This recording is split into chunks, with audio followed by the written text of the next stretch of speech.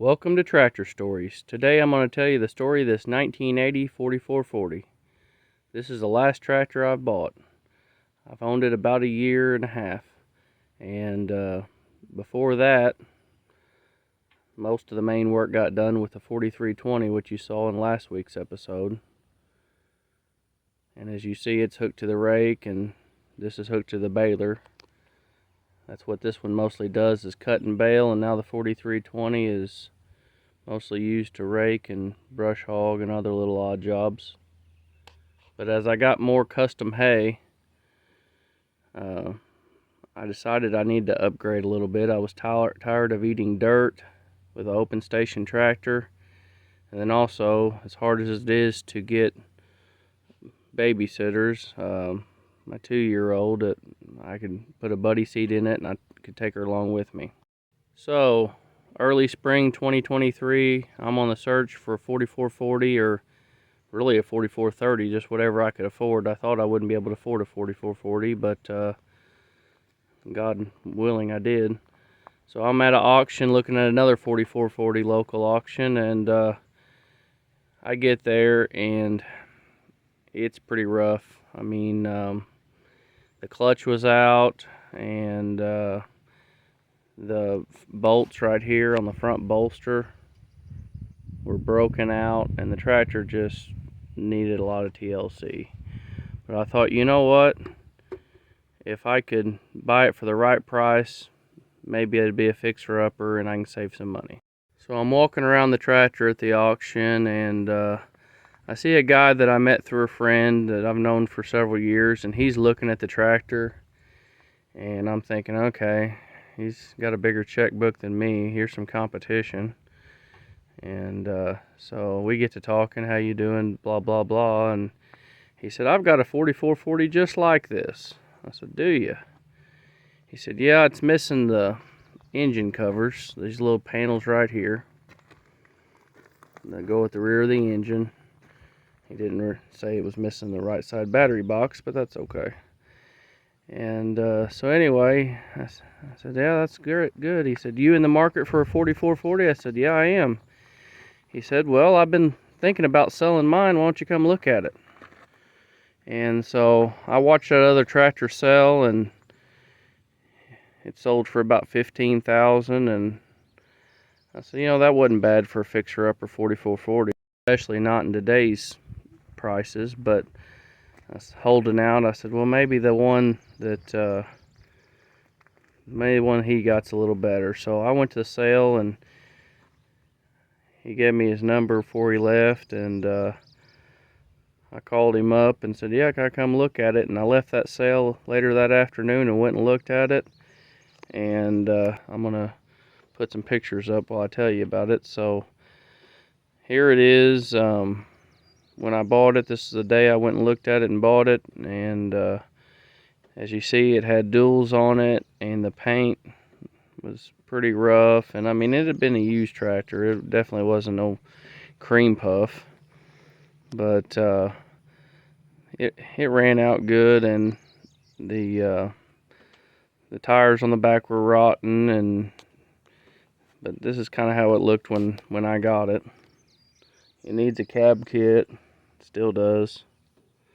So I brought it back to the shop, fixed a bunch of small stuff on it, you know, just little things. When you buy a used tractor, it's going to have little things wrong with it. Front tires were pretty good shape, and actually I had some spare 1116s on rims that I had left over from a 5020 that I had imparted out. And so I took the duals off, and I'll put a picture of it now with the duals off. And man, it just, as soon as the duals came off, it sank in the rear and felt like you was looking at the sky when you drive it. So I said, well, I gotta go bigger tires on the rear, or go smaller on the front, and I already had those 1116s. And well, I kind of stepped a little bit ahead of myself. That we made a deal for $20,000 on this tractor, so that's what I got. That's what I paid for it, and then I got So the biggest purchase, like I said, it was sitting down in the rear, and I wanted to go with taller tires in the back because I had perfectly good front tires. I didn't want to downsize those. And the 18 438s, it just set way too funny. And so I was going to go with 20.8s, but 18 442s just are a lot more common size tires. So I got some step-up rims. Don't tell anybody, those are Magnum rims. They're gray underneath. Probably makes the tractor run a little worse, but it's still okay. And then found me some used 42s. Went on a road trip and got those. And actually, the hood had to be repainted. I repainted it. But the rest of the tractor, besides the hood, I just buffed out. And I don't think, from the photos I showed you earlier, I don't think it looks too dang terrible. So, I've recently put a water pump on it, and when I bought it, the AC compressor was out, but, you know, knock on wood, it's been a pretty good tractor. The synchronizers, one of these days, the synchronizer's a little rough. One of these days, if I had that much time on my hands, it doesn't shift the quad range synchro shift. The bump shift works fine, but the synchro part is a little bit rough. But it's one of those things, there's always something that gets in the way. But, you know, I use this tractor on the baler and the mower mostly because, on the baler because it's got that cab, and anymore I've paid my time to bale with open station tractors. I did it for years, and I'm tired of eating dirt. But the reason I use it on the mower instead of the 4320 is when you go to a 40 series, I don't know if the pictures won't do this justice, but all these arms, I mean, these are actually category 3. I've got a bushing down. When you have that disc mower, although it doesn't weigh much, it's all out to one side. And when I put this on the 4320, the arms really twist, and you can tell it just doesn't like it. So I love a 3-point disc mower for being able to get around easy, but I think you should have it on a good tractor. So let's step inside and see what the inside looks like. I can tell you it needs a cab kit, but like everything else that's on the list.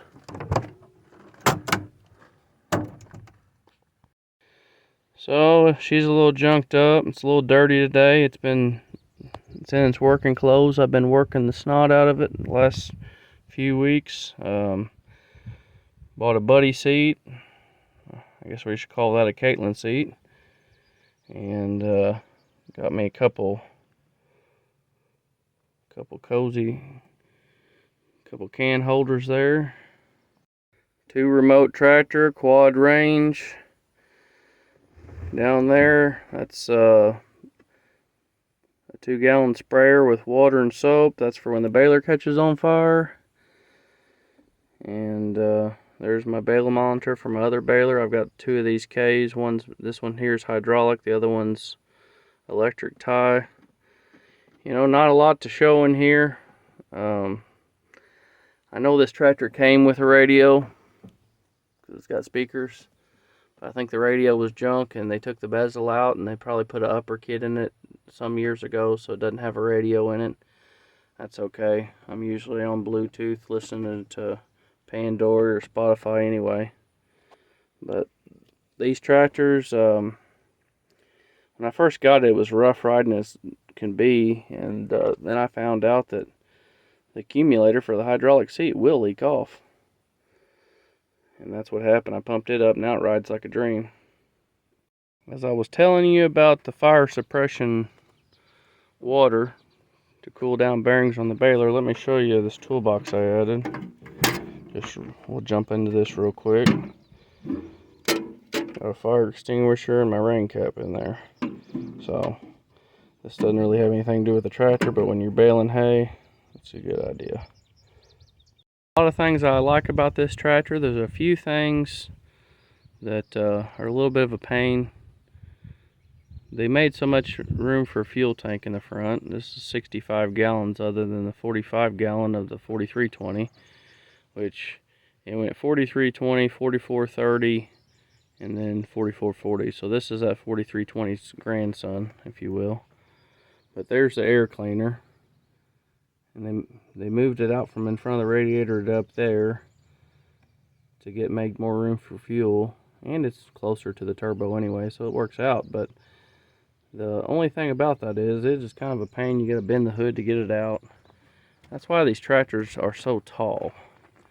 They move the radiator up, the radiator up, the fuel tank up, the air cleaners on top, the hoods. These tractors, the hood part's about 4 or 5 inches taller than a 20 series. To have it sitting so close, let's go back to 4320 and show you where the air cleaner's at. I can do this with one hand. Got it.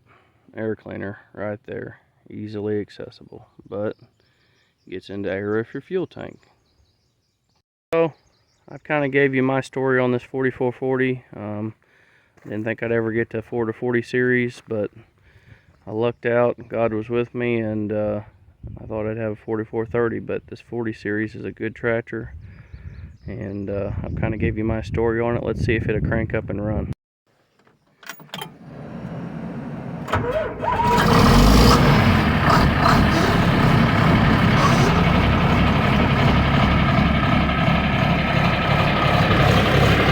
You gotta love that inline Bosch pump chop.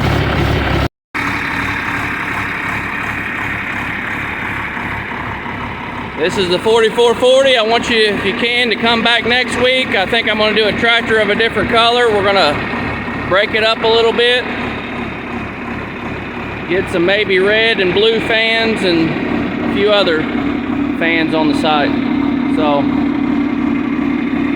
watch to the end screen, watch another video, or if you don't care, hit that subscribe button and maybe hit that notification bell so you'll see when these videos drop.